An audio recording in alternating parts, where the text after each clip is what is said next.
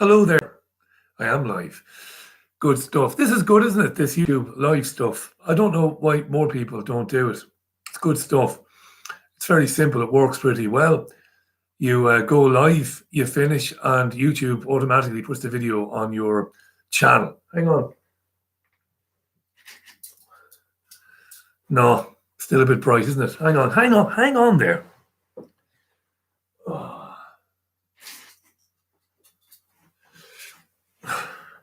Still a bit bright, isn't it? I don't know how to bloody curtains. But anyway, yeah.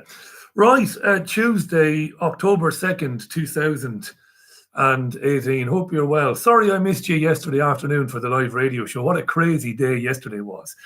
All sorts of mad things happened. The jazz woman, our beautiful canine companion, had a rotten case of diarrhea all afternoon. She was running in and out.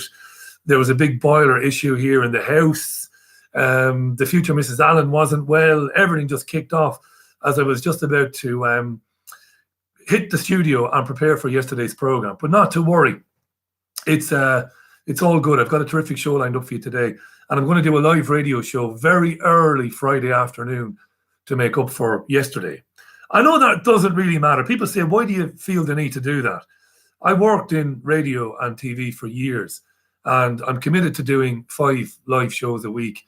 And if for any reason there's a problem with doing a show, I like to make up for it by doing an extra one. It's just me, and it doesn't really bother me one way or the other anyway. So I've got a pretty good show lined up for you today. I'll just tell you very quickly who's coming on. I'll be speaking with a broadcaster and journalist from Washington, D.C., Tim Black. Now, I've been following Tim on Twitter for a while, and he really interests me, Tim. He's a very interesting guy. He's very open in terms of he likes to hear points of view from a broad spectrum of opinions. He's very interested in people's opinions and hearing from people he doesn't necessarily agree with. And he's been tweeting some very interesting things about Venezuela, about the Kavanaugh situation, the Supreme Court nominee, Trump's nominee, and lots more besides. So I invited Tim on, and he generously accepted. So he'll be on the program today, making his debut. And the independent inquiry into child sex abuse is in Nottingham. You might know that if you've been following the UK news. So I've invited Mickey Summers to come on the program. Now, Mickey's not been on the program for over 2 years. He's a survivor of institutional abuse in Nottingham, and he's also a campaigner for justice for victims of it. And I've invited Mickey on the program, Michael Summers, but he likes to be called Mickey. So Mickey's going to join the show today in the second hour, and he's a very interesting man. And we're going to talk about that, about the inquiry moving to Nottingham, where it is currently hearing from victims, from survivors of abuse there in homes like Beechwood, Children's Home, of course. That throws up memories of Melanie Shaw, who many of you know is in prison at the moment. Somebody else who was on the program a couple of years ago, and many people believe that she's being kept in prison because of what she might have to say about what happened to her and what happened to others. Now, I don't know if that's true. I don't. And I don't like to make statements. Others can make statements that they can't support with any evidence. I can't say that. But it's very concerning that she's been in prison for as long as she has. People to check out Anna Braga, who's a brilliant journalist. Anna has been talking about and writing about Melanie Shaw for years and introduced me to that case some years ago. It's been very difficult to find out anything about Melanie in terms of how she is and what's going on with her. But Melanie survived horrific experiences at Beechwood Home in Nottingham. And of course, I will mention her when I speak to Mickey Summers a bit later on as well. So there you go. So 2 good guests today, Tim Black and Mickey Summers joining the program. Good morning to all of you there sending messages there while you're watching this. Nice to be chatting with you. Try and do 1 or 2 of these, 3 of these a week. It's just been a mad couple of weeks. Ever since I crashed that bloody car, there's been nothing but nightmares, dealing with stuff to do with that and physiotherapy. I've had real serious problems with my shoulder and the back of my neck. And no, there isn't any massive compensation claim pending or in. I don't work like that. But yeah, I've just been a mad couple of weeks. It's been a mad couple of months, actually. But there you go. Right, something that we've all been talking about this morning. You don't know whether to laugh or cry, do you? But I think it was Daniel Collins, I think it was, on Twitter. I like to name my sources. Daniel sent me a tweet about the Students' Union at Manchester University and about banning clapping at Students' Union events. Now, you think you've heard everything. And you see these headlines sometimes and you think, somebody's making mischief there. Surely nobody has attempted to implement a rule that would ban clapping at Students' Union events. But somebody has. And apparently the directive or the recommendation has been adopted by Manchester University Students' Union. And I've got it here. You can't see it now. My great friend and colleague Hayden Hewitt's eventually going to come out, and we're going to put some software on the computer so that when I do these occasional live streams, I'll be able to flash up the web pages and everything. And don't tell me it's fucking simple. It might be, but I don't know anything about it. Whenever I say something like that, there's always some expert. Yeah, well, all you have to do is this. Oh, God. So, the BBC were reporting this, but so was ITV.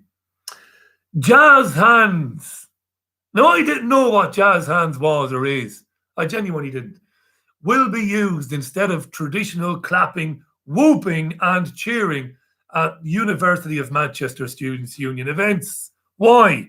There was a change to the Student Union Constitution, passed by the first Senate session at the academic year, Thursday, September 27th. So this was last Thursday.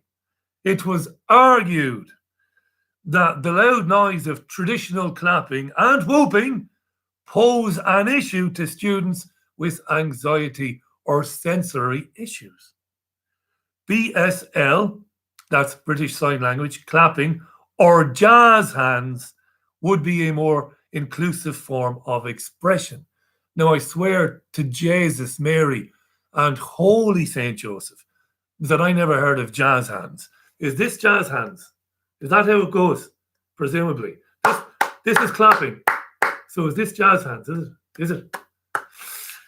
What kind of fuckery is this? I don't know. But anyway, Liberation and Access Officer Sarah Khan authored the motion called Making Senate More Accessible, resolving to swapping out clapping for BSL clapping at Students' Union events and to encourage student groups and societies to do the same, and to make BSL clapping part of inclusion training. So when you get training on how to include people, you'll get training on how to do this. And ironically, of course, if I'm not doing it right, it means that I need some of that fucking training, right? BSL clapping, there you go. Brilliant. Yeah, so what's going on? I can only really refer you to some interviews I've done recently with Dr. Stuart Waiton of Abertay University in Dundee.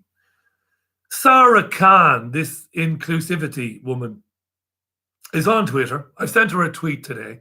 I expect I'll be blocked for having the temerity to question her or to disagree with her. She's the woman who was involved in defacing the mural of the Rudyard Kipling poem, If. You might remember, if you look it up, if you put it into a search engine, Sarah Khan and Rudyard Kipling, they basically defaced the poem for reasons of cultural appropriation or for reasons of Kipling's time in the subtropics, the subcontinent. It's madness, but it's increasingly becoming the norm that identity groups are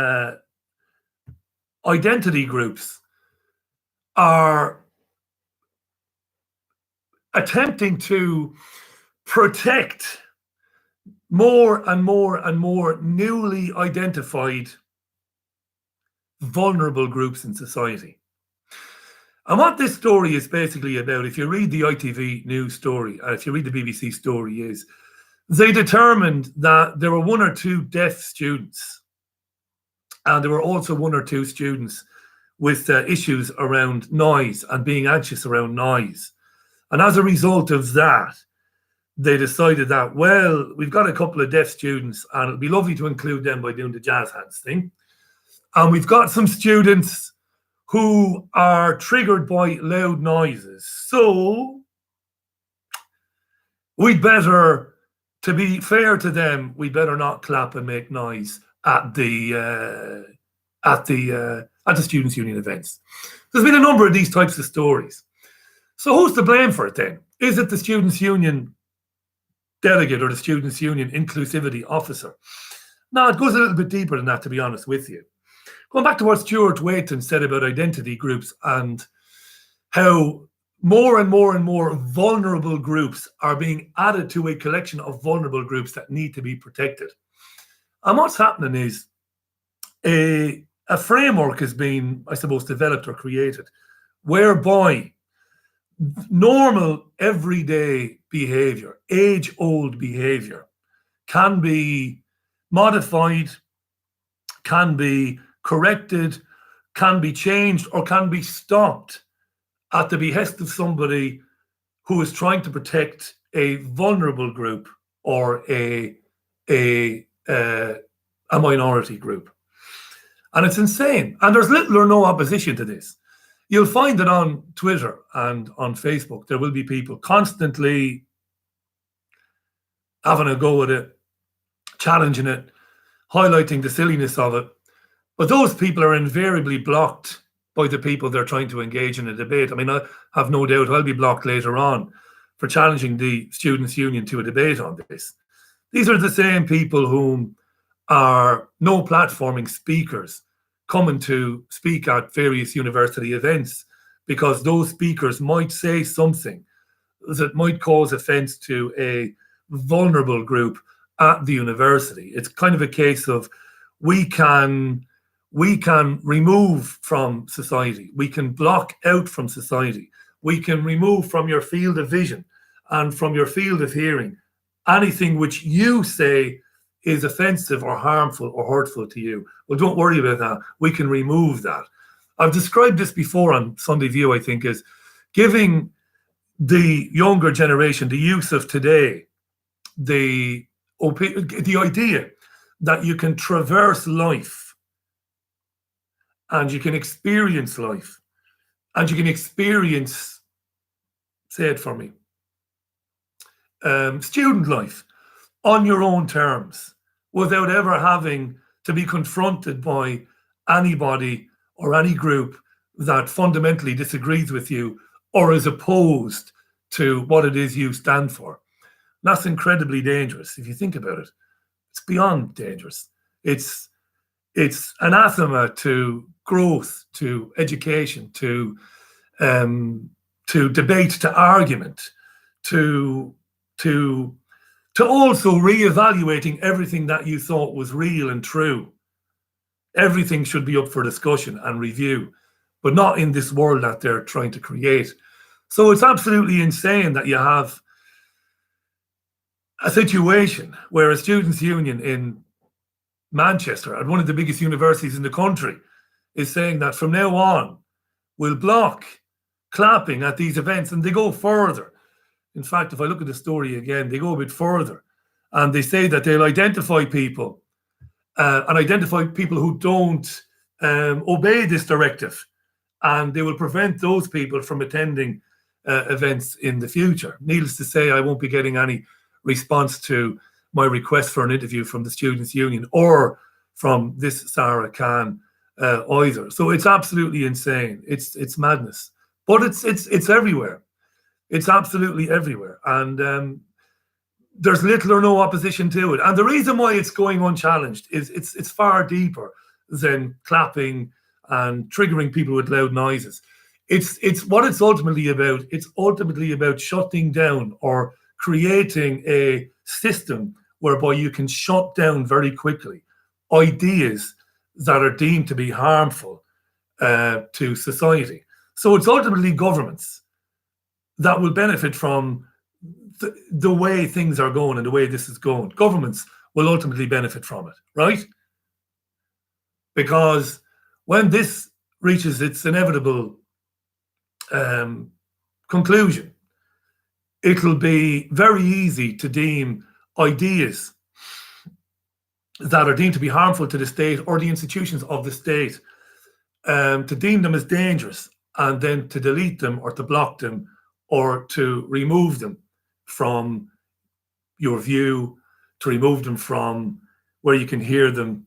And it's incredibly dangerous. We might talk a bit about this later on. There's something else I just wanted to talk about briefly.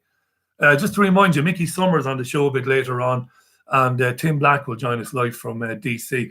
Here's something, I wish I could show you this, but I'll sort it out eventually. The Skripal madness, which shows no sign of abating in this country. I was following George Galloway on Twitter this morning, and Galloway posted a link to a story on en.news. And it's a link to a story about Alexander Brass, who's an international terrorism writer. He's an international terrorism writer. And he's an Israeli guy. And he's been talking about the Skripal case and writing about it over the weekend. And in his opinion, the story about the two tourist assassins allegedly working for the GRU, Petrov and Bosharov, is nonsense. And I'm going to read you just a little bit of what he says here. I'll put the link to the story on my Twitter account. He says, if you need someone to eliminate, this is a very serious operation which is being prepared for a long time. A very significant material and human resource is allocated. We are talking about dozens of employees. On the territory of this state, an advanced command post is being created. In the operation, a technical support group, a logistics group, a cover group, an external surveillance group, and a group of performers are involved. And this is what he says, which is very interesting. The performers themselves, then, the assassins, appear at the very last moment. They do not go anywhere, lighting up on cameras. They don't use public transport, but they move on rented cars, which they do not rent themselves. And the more they will not stop in hotels, but will live in safe houses provided by the logistics group, which has been the advanced group effectively. Such groups do not come under the passport of their country, do not go to the embassy for obtaining a visa, leaving fingerprints. This is complete nonsense. Professionals do not work that way. If the GRU acted, both the killers and the other participants in the operation would come to the UK under passports of other countries that have visa-free relations with it. Here too, alleged GRU officers go to the embassy, leave their fingerprints there, get a visa, stop at the hotel, pass under all the cells. This you will not find even in ladies' detective novels. And this is an Israeli guy who writes about international terrorism. His name is Alexander Brass. And I'll put a link out to that story a little bit later on. So I'm not sure I'll be able to get into that on the program today, but we'll see what we get into. Like I said, I've got a couple of very interesting guests. Tim Black, live from DC. We'll just have a rundown what's been happening in the US over the last week or so, and then I'll be speaking with Mickey Summers, live from Nottingham.